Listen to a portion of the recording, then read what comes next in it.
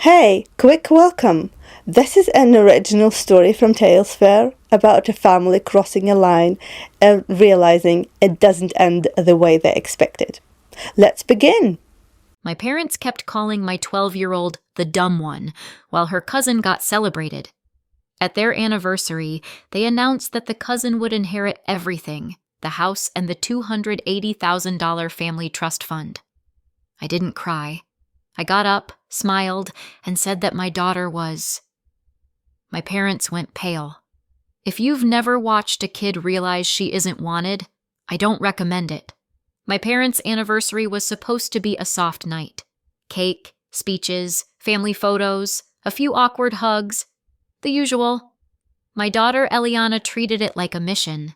She got dressed early, fixed her hair twice, and told me, "I'm going to record it for memories." She said it like she already knew good memories don't just happen in my family. You have to catch them while they're still alive. The second we walked in, I knew what kind of night it was going to be. Sophia, my sister Daniela's daughter, was already surrounded. People were taking pictures like she was a celebrity. Daniela and her husband Brandon stood behind her like proud managers. Eliana held her phone up anyway. Hope is stubborn. We weren't even seated before my dad did his first little jab. He passed us, glanced at Eliana's phone, and said, "Careful, sweetheart. Try to keep up." Eliana laughed politely. The laugh kids do when they're trying to be easy. Then my mom swooped in, kissed Eliana's cheek, and said, "There's my little..." She paused, looked Eliana up and down, and finished with, "Helper." Not granddaughter, not sweetheart. Helper. Eliana's smile twitched but stayed. Dinner started. The room got louder. Phones went up. A videographer circled like a shark with a nice camera. Then the slideshow came on. 20 photos of Sophia. Awards. Smiling. Center stage. One photo of Eliana. Mid-sneeze. Eliana saw it. I saw her see it. She didn't say anything. She just held the phone a little lower, like she was adjusting the angle. Like she could fix it. Then my dad took the microphone. He did the whole 40 years speech, then he smiled like he was about to do something generous. "Tonight," he said, "we're also celebrating the future of this family." Daniela's hand landed on Sophia's shoulder. Sophia smiled like she'd rehearsed it. My dad said, loud and clear, "Sophia will inherit the house." Applause. My mom stepped in smoothly, taking the mic like she'd been waiting for it.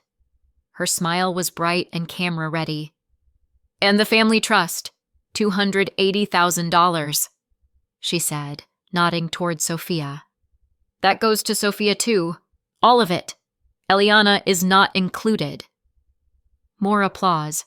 People actually cheered. Like Inheritance is a talent show. Eliana's phone stayed up for a second longer, like she was waiting for someone to say her name. No one did. As my parents stepped away from the mic, my dad leaned toward a guest at the front table and chuckled, just loud enough to carry, "You know how it is. One's the genius, and the other one's the dumb one." Eliana's phone dipped so fast the camera caught tablecloth. Not slowly, not politely, like her body did it before her brain could pretend she didn't hear. The room laughed. Not everyone. Enough. The kind of laughter people do when they're relieved it isn't them. Eliana went perfectly still. Like if she didn't move, it wouldn't hurt as much. Like she could disappear and make it easier for everyone. I didn't cry. I got up. I smiled. And I said that my daughter was... When I finished that sentence, my parents went pale. I should probably explain something. This wasn't a one-off. My parents didn't wake up that morning and decide to be cruel for fun. They've been doing this for decades. They just got more comfortable doing it to a child once they realized a child can't fight back. In my family, there's always been a scoreboard. Daniela on top. Me, somewhere near the bottom. Barely on the list. I was 15. Dinner table. Sunday night. My dad asked Daniela about school. She listed grades like she was reading out a receipt. My mom beamed. "That's my girl." Then my dad turned to me. "And Maya," he said. "How's everything?" Not school, not friends, not anything specific. Just everything. Like my entire existence was a general concern. "I'm fine," I said. He leaned back and smiled like he was being kind. "Just try not to fall behind. Daniela's going places." Everyone laughed. Not mean laughter. Though we're a family, this is normal laughter. I laughed too, because I'd already learned the rule. If I react, I'm making a scene. If I stay quiet, I'm mature. So I got really good at being mature. I swallowed. I smiled. I disappeared. I got pregnant young. Eliana's dad left early and quietly, the way some people do when they don't want to be the villain in their own story. He just faded. So it was me. I worked. I raised Eliana. I figured out how to stretch time and money and patience. I learned how to sign forms with one hand while stirring pasta with the other. I became the kind of mom who can do a grocery run and a parent-teacher meeting in the same hour and still remember to pack snacks. My family didn't see competence. They saw a cautionary tale. The comments started gentle and got sharper over time. "Well, if you'd waited, kids need 2 parents. That's why she's behind. It's different when you have structure." And Daniela would sit there with Brandon and Sophia, nodding like she understood empathy while benefiting from every comparison. Then Eliana started struggling with reading. Not, she hates homework struggling. Real struggling. The kind that makes a child's confidence shrink by the day. She would stare at pages like the words were shifting. She'd lose her place, then get mad at herself like it was a moral failure. She'd read a word correctly once, and then trip over it the next time, like her brain was playing tricks. One night she slammed her book shut and whispered, "Why can't my brain just work?" That sentence stays with you, so I got her evaluated. Dyslexia. Not rare, not shameful, not a death sentence. Just a different brain doing its thing in a world that likes everything neat and linear. Eliana is smart, sharp, funny. She remembers details from a conversation I had 3 weeks ago that I forgot 3 minutes after it ended. She connects patterns. She's creative in ways that make adults blink.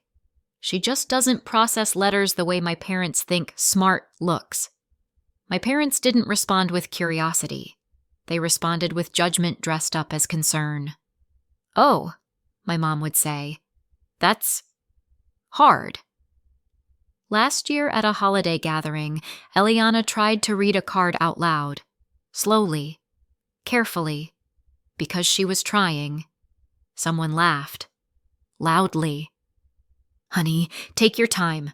We'll be old by the time you finish." A few people chuckled. Sophia snatched the card. "I can do it," she said, bright and confident. The room clapped like Sophia had just rescued everyone from a burning building. I looked at my parents, waiting, hoping. Maybe this time they'd say something. My mom smiled and said, "See?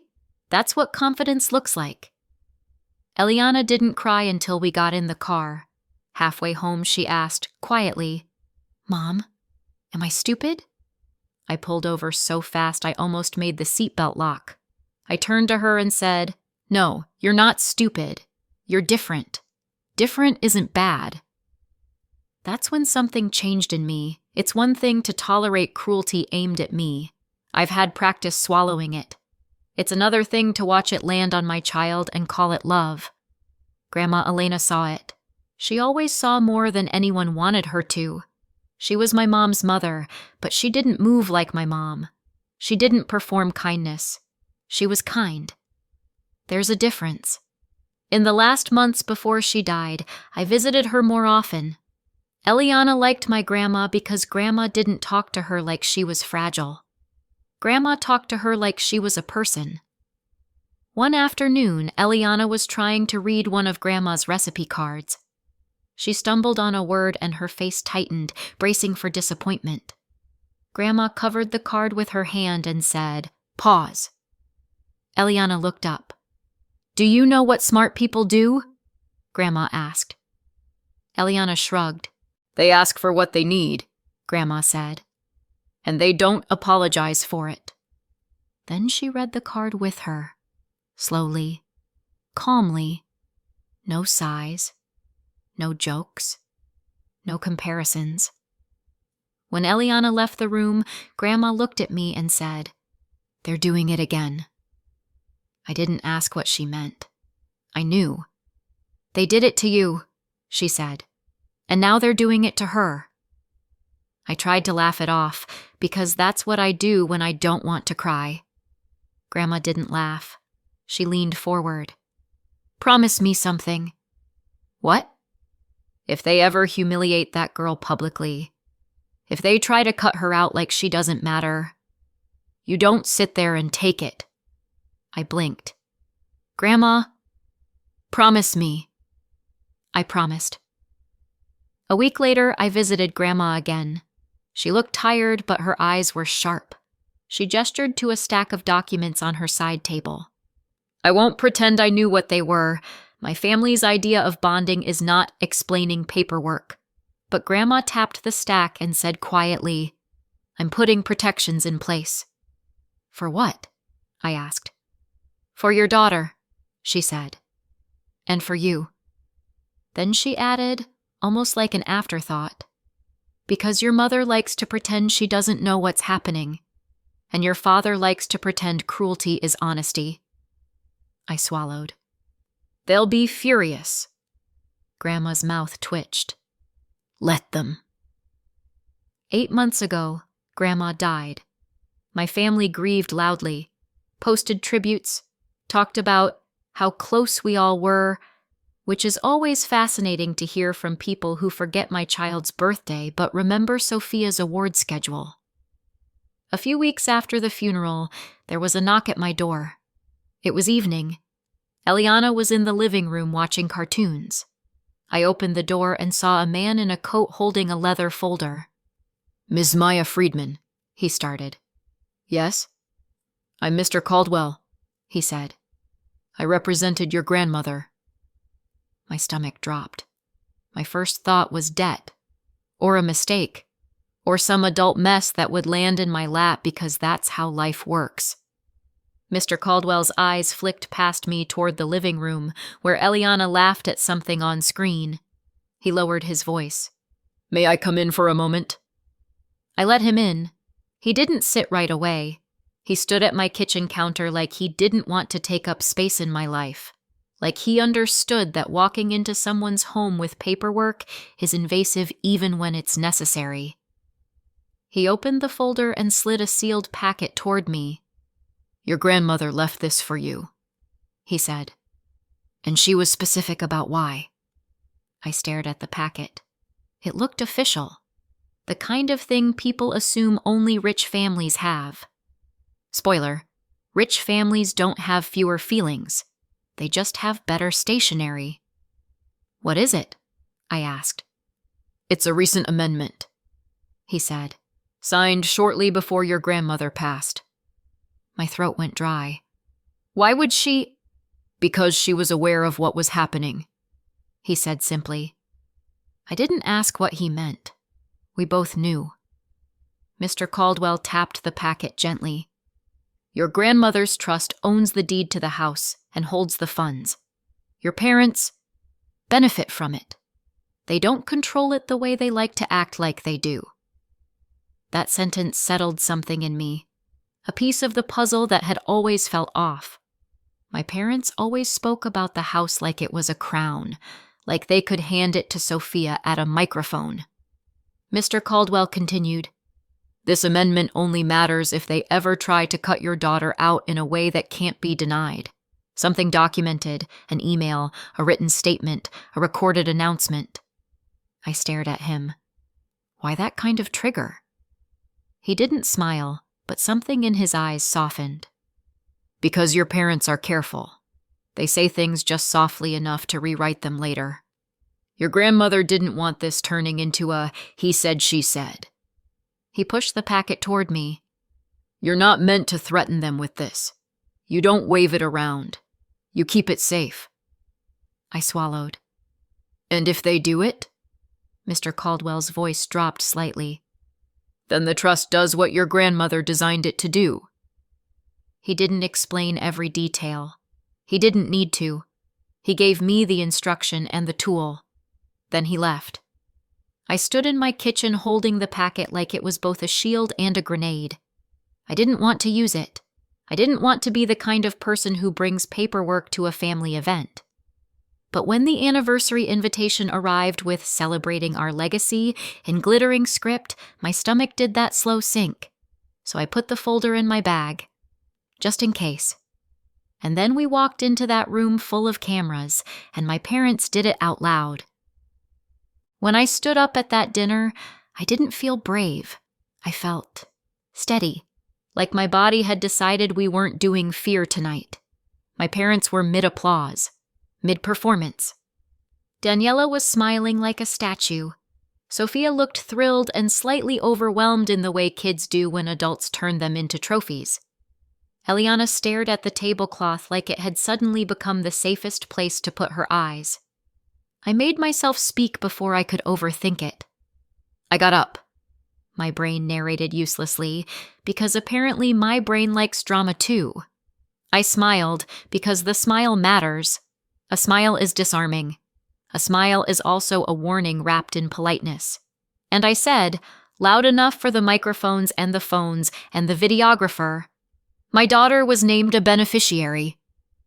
The room didn't stop all at once. It was more like a wave hitting a shoreline. A few claps died midair. A laugh got stuck somewhere in someone's throat. The videographer angled toward me like his instincts kicked in. My dad blinked slowly. My mom's hand tightened around her champagne flute. I didn't give them time to build momentum. Of Grandma Elena's trust, I added, because I was not about to let this turn into a vague argument. The trust that owns the house. The trust that holds the $280,000. Silence. Not polite silence. The kind of silence where people are holding their breath because something is about to break. My dad stepped forward like he could physically push my words back into my mouth. Maya, he said, voice low. Sit down. Not, what do you mean? Not, is Eliana okay? Just control. My mom smiled too brightly. Sweetheart, she said, you must be confused. Daniela stood up so fast her chair scraped. Brandon's hand went to her elbow like he was managing a PR crisis. Sophia looked around, confused, because kids can sense when adults are lying even if they don't know what the lie is. I pulled the folder from my bag and held it up. I didn't open it. I didn't read paragraphs. I just held it long enough for the people nearest me to see the heading and the signature at the bottom. Grandma Elena's name. My mom made a small, sharp inhale like she'd been slapped. My dad's face went an unhealthy shade of gray. That's not... Daniela started. Brandon stepped in, loud. This is inappropriate. I almost laughed. Because yes, Brandon, it is inappropriate. So is publicly erasing a child with a microphone. But sure, let's discuss manners now. My dad's voice rose. Where did you get that? From Grandma's attorney, I said calmly. After the funeral. My dad shook his head. That's impossible. We're the trustees. You were, I said, and watched that word land. My mom's smile wobbled. Maya, we were speaking generally. We didn't say Eliana gets nothing. I nodded toward the sea of raised screens. You want to tell all those cameras you didn't say it? Then I looked at Eliana. Her phone was still on the table, angled wrong now, not recording. She held it like a shield. Her eyes were huge and wet, but refusing to spill. I didn't let this become another memory she'd have to survive. This isn't about interpretation, I said. You said it out loud. My dad's hand twitched toward the folder. Instinctively, I stepped back. Not dramatic, not scared, just protective, like you do when someone reaches for your child. Daniela started talking fast, like speed could outrun reality. You're doing this because you're jealous. You've always... No, I cut in. I'm doing this because you called my kid the dumb one in front of a room full of cameras and then announced she gets nothing. The room shifted. People looked at each other. Someone's face tightened in discomfort. Because even if they'd laughed earlier, no one likes being reminded they laughed. My mom's voice went shrill. You did, I said. And tonight is recorded. That's why Grandma wrote it the way she did. My dad's jaw worked like he was chewing on something bitter. What does it even mean? Someone at a nearby table whispered. I kept it short. Human. Clear. It means, I said, you don't get to cut Eliana out and keep living off Grandma's trust like it's your personal trophy shelf. I saw my dad's nostrils flare. He leaned forward. You're humiliating us. I tilted my head. Yes, I said quietly. Funny how it only counts as humiliation when it happens to you. My mom's eyes flashed. You're ruining our anniversary. I glanced at Eliana, then back at them. You ruined a 12-year-old, I said. I'm just refusing to participate. I didn't stay to argue the details. I didn't stay to be baited. I didn't stay because my daughter was still in the room, and the point was never to win a fight in front of her. I turned to Eliana, held out my hand, and said, Let's go home. She stood so quickly her chair nearly tipped. As we walked away, my dad called after me, voice sharp and loud, meant for every phone. This isn't over. We'll contest it. I didn't turn around. I just said, over my shoulder, Good luck saying you never said it, when you said it into a microphone. And we walked out. We didn't make it to the parking lot before my phone started vibrating like it was possessed. My dad, my mom, Daniela, Brandon. A relative saved as Aunt Renee, because yes, we can name at least one enabler in this story. Eliana walked beside me like she was bracing for impact. In the car, she stared out the window and whispered, Am I in trouble? That question hit me harder than anything my parents said. No, I said immediately. You are not in trouble. You did nothing wrong. She nodded, still tense. Did I ruin their night? She asked. I let out a short laugh, dry, tired. Honey, they ruined their own night. They've been practicing for years. That made her mouth twitch like she almost smiled, then stopped herself like she wasn't sure she was allowed to. When we got home, I made hot chocolate like it was a spell. Eliana sat at the counter stirring and finally asked, What does beneficiary mean? It means, I said, Grandma wanted you protected. Eliana stared into the mug. Because I'm dumb? My chest tightened. I crouched so we were eye level. You are not dumb, I said. You're 12. You're funny. You're stubborn. You have dyslexia. Reading is harder sometimes. That doesn't make you less. She swallowed. I don't want them to hate me. I know, I said. And I hated that I knew. When Eliana finally fell asleep, I sat at my kitchen table, pulled up the clip from the anniversary, and emailed it to Mr. Caldwell. No speech, no explanation, just the video. At 6:12 a.m. the next morning, my email pinged. Subject line, Confirmation of notice receipt. Elena Family Trust. That's the kind of email that makes your stomach drop even when you asked for it. I stared at it for a second, then opened it. Mr. Caldwell's name was at the top, short, clean, professional. He confirmed he had received my message and the attached video clip from the anniversary, my dad's toast, my mom's laugh, the words, That goes to Sophia too, all of it, floating in a room full of applause. then one sentence that made my hands start shaking. The triggering event occurred on record. The administrative steps will begin today. Administrative steps. 2 words that sound boring until they're aimed like a weapon. At 7:03 a.m. My phone rang. My dad. I didn't answer. He called again. And again. Then a voicemail.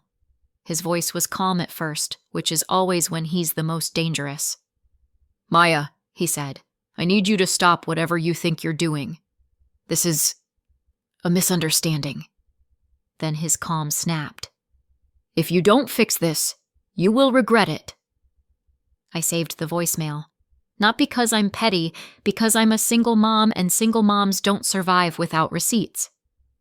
At 8:20 a.m., Daniela texted. A long paragraph that began with, "I can't believe you would do this to Mom and Dad." I stared at it and felt something in my brain go quiet. Not numb, just done. I typed back one sentence. "You watched them do it to my child." Then I put my phone face down. Because here's what I've learned. Arguing with people who don't want truth is like trying to teach a cat algebra. It's not happening, and you'll just end up scratched.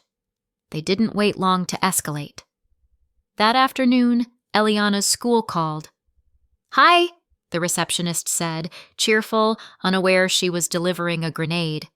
"We just wanted to confirm Eliana's grandmother and grandfather are here to pick her up." My lungs went cold. "What?" I said. "They said it's an emergency," she added. "They're listed as family on her file." Of course they were. Because years ago, when I still believed in family, I put them down as emergency contacts.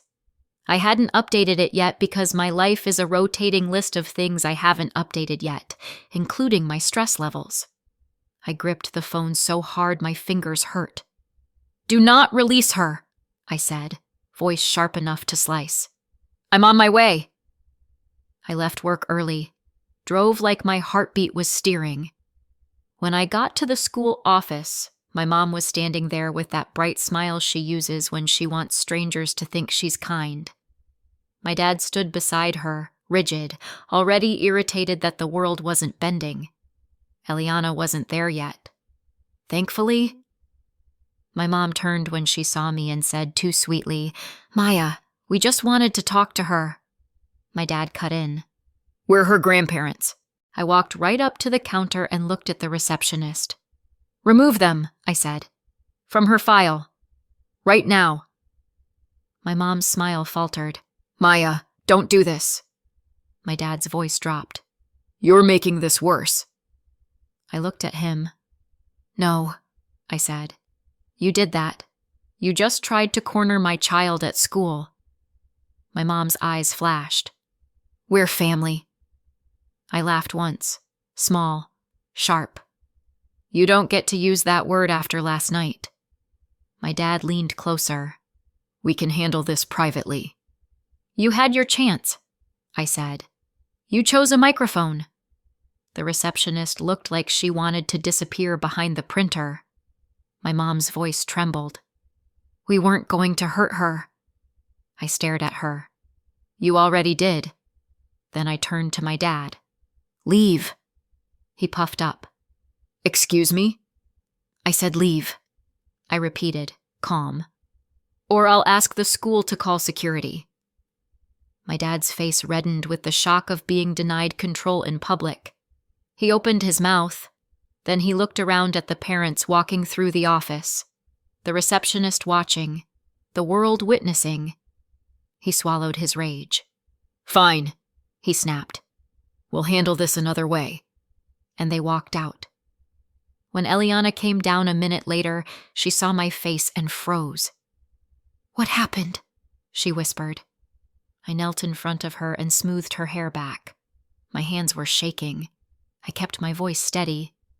"I changed your school pickup list," I said. "Only me. Okay?"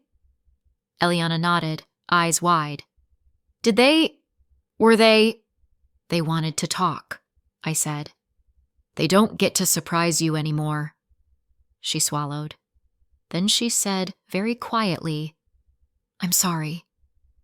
I felt my chest crack.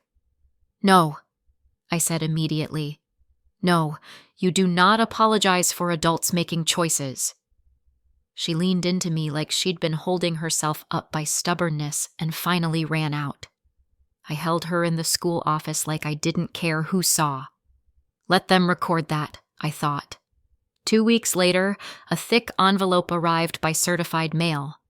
Not to me, to them. I know because Aunt Renee texted me a photo like it was gossip she couldn't wait to deliver. There it was, a bright green sticker, signatures, official stamps. Subject printed across the top of the notice in bold. Notice of trustee removal. Elena Family Trust. Below it, another line. Notice of termination of occupancy benefit, which is a fancy way of saying you don't get to live there anymore. My hands went cold in a satisfying way. My phone rang 10 minutes later. My mom. I answered. Her voice was already in full meltdown.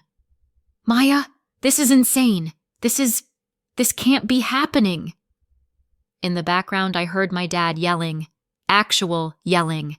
Not his controlled, polished anger. Real panic. I stayed quiet and let her talk herself out. "We didn't mean it," she said. "We didn't mean Eliana gets nothing.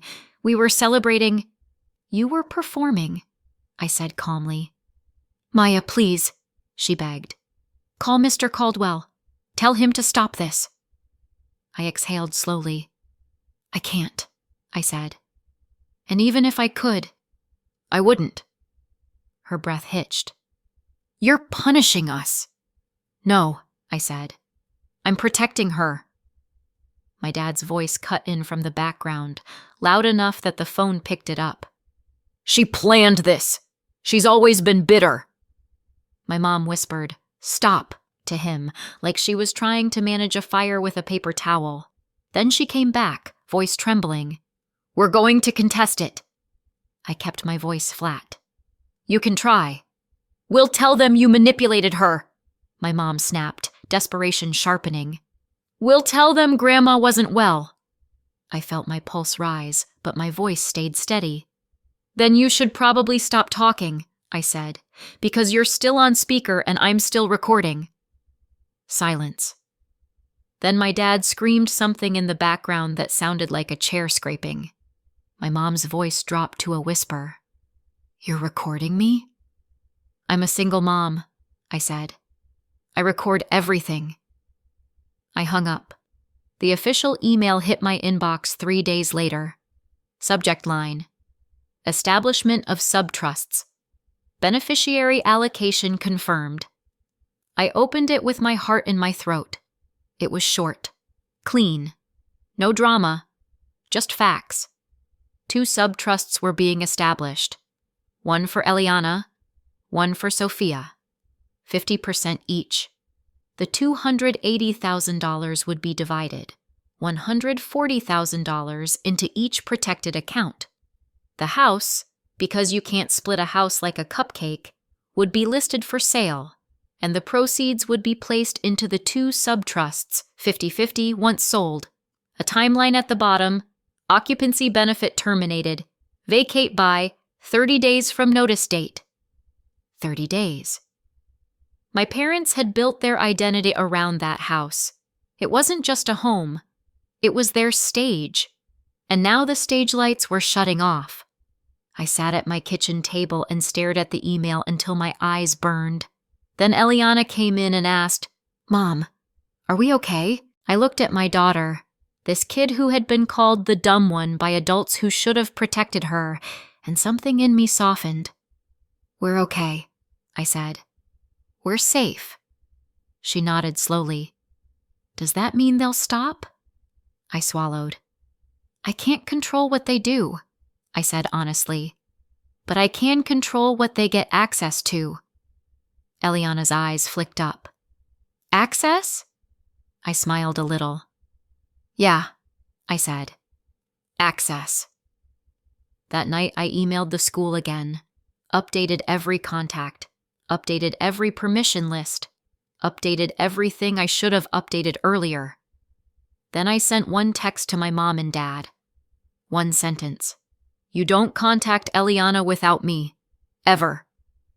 My dad replied immediately, "You can't keep her from us."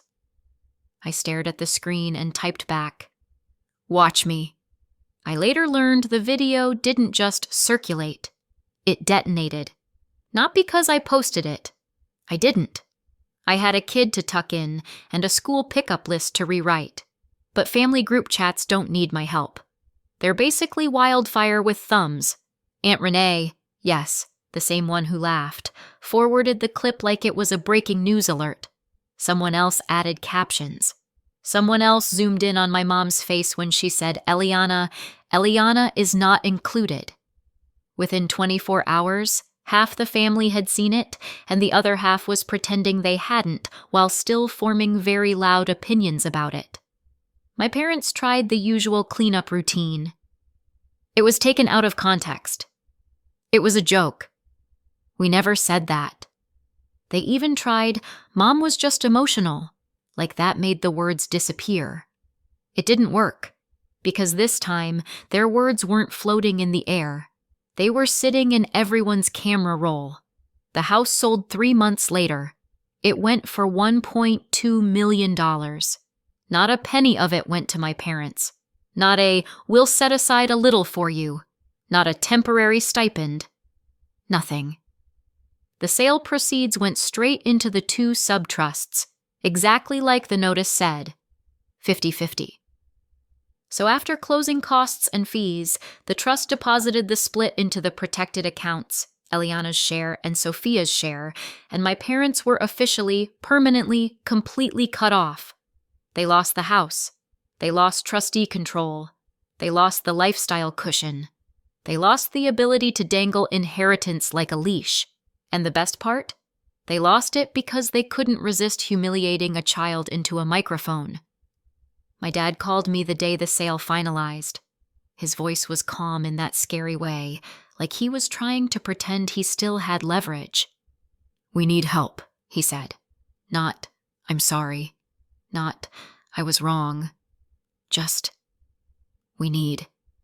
I said, "You should ask Daniela." Click. Because yes, my parents went straight to Daniela. They expected their favorite to rescue them. Daniela didn't. She protected Sophia's half like it was Fort Knox and told my parents, very plainly, that she wasn't giving them a cent. She blamed them for triggering the clause in the first place, and then she went right back to her life, which was deeply on brand. My parents spent years teaching her that legacy is a prize and love comes with conditions. Daniela just applied that lesson to them when it stopped being convenient. After that, my parents downsized into a small rental across town. Not a tragic, living under a bridge situation. Real life isn't that cinematic. But the kind of place where nobody cares who they are, and there's no dining room big enough to host a legacy dinner with microphones. No stage, no spotlight, no audience. Just 2 people who finally had to sit with themselves. A few years later, Eliana was 16 and reading on her own, still dyslexic, still brilliant, just not ashamed anymore. As for my parents, I went no contact. They lost access to me and they lost access to her. So, did I go too far or not far enough? Let me know in the comments and subscribe for more.